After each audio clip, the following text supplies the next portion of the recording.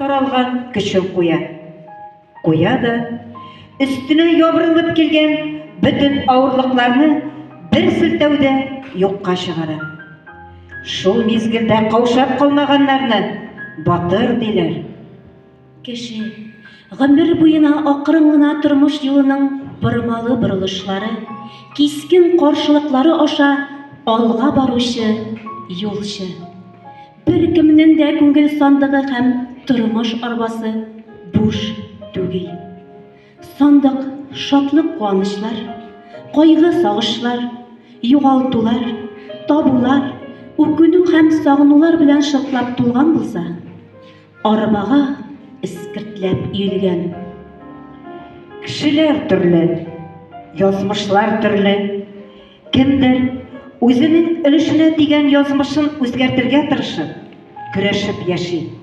Икенчеләр исә киресенчә, язмышын шулдыр дип, өлешенә тигән көмешенә буйсынып яши.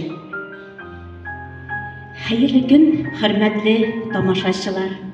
Бүгенге кичәбезнең кунагы Ненәгәр авылында яшәп, күптән түгел генә үзенең 80 яшен билгеләп үткән Татарстанның ат казанган терлекчесе, 500-гә якын шигырь авторы Гафиятуллина Рауза Габдулла кызы. Ул гомер буена көрәшепме, әллә язмышына буйсынып яшиме? Аның тормыш китабы безгә ниләр бәян итә икән? Әйдәгез әле, сәхнәбез түренә рәхим итегез, Рауза апа.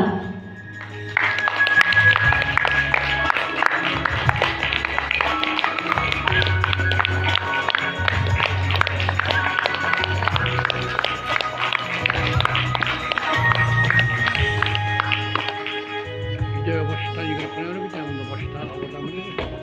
Şu karap tarafı. Orta şey. İster bakın o taraflarında.